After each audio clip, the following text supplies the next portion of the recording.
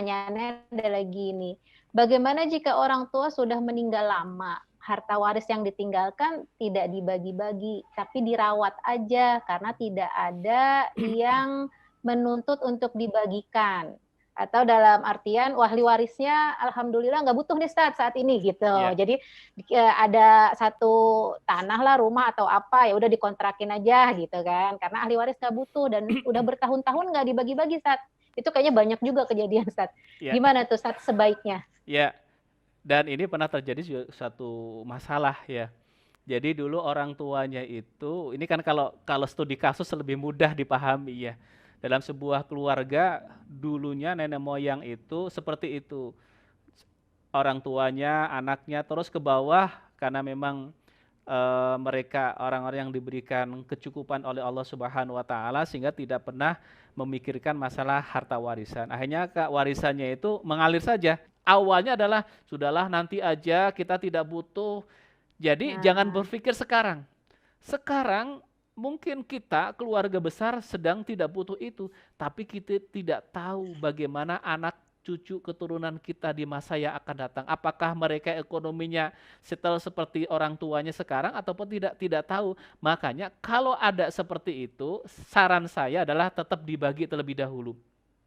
Masing-masing punya hak di tempat tersebut terlebih dahulu. Adapun misalkan haknya mau diambil sekarang ataupun tidak, itu urusan berikutnya. Yang paling penting adalah terdokumentasikan bahwa harta yang ditinggalkan oleh orang tua kita almarhum masing-masing haknya sekian, sekian, dan sekian. Sehingga nanti suatu saat ketika orang tuanya sudah meninggal dunia, tinggal anaknya, anaknya juga tahu, oh ini orang tua saya punya warisan di sini. Ketika anaknya sudah meninggal dunia, tinggal cucunya, cucunya pun tahu bahwa orang tua saya punya warisan dari almarhum kakek saya, di sini nilainya sekian persen.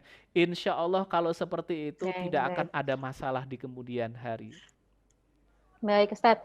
Jadi saya simpulkan sedikit, Ustadz, dari tadi pembicaraan panjang. Maksudnya dibagi itu adalah ada dokumentasi, si A mendapat sekian, yang ini si B dapat sekian gitu ya, Ustadz ya. Betul, betul. Walaupun barangnya atau bendanya itu kapan diberikan itu menyesuaikan.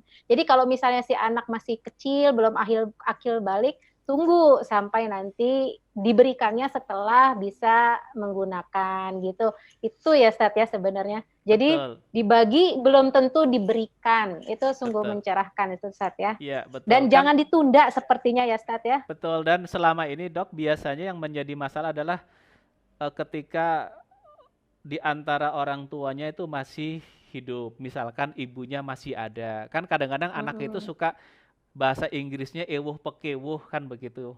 Nggak enak Betul, gitu, nggak enak tidak hati, enak. Masa benar masih ada Ustadz. ibu kok dibagi harta waris. Sebenarnya kan kalau dalam konteks ayat Al-Quran dan hadis tadi kan bukan diserahkan, tapi dibagi yang menjadi prioritas. Kenapa? Kalau diserahkan ada ketentuan tertentu ya, tapi kalau dibagi ya itu kapan saja. Sehingga ketika orang tuanya misalkan ibunya masih ada, dibagi sudah dibagi, tapi nanti diserahkannya adalah bisa jadi misalkan sudahlah disepakati warisan dari orang tua kita kan hanya rumah ini saja.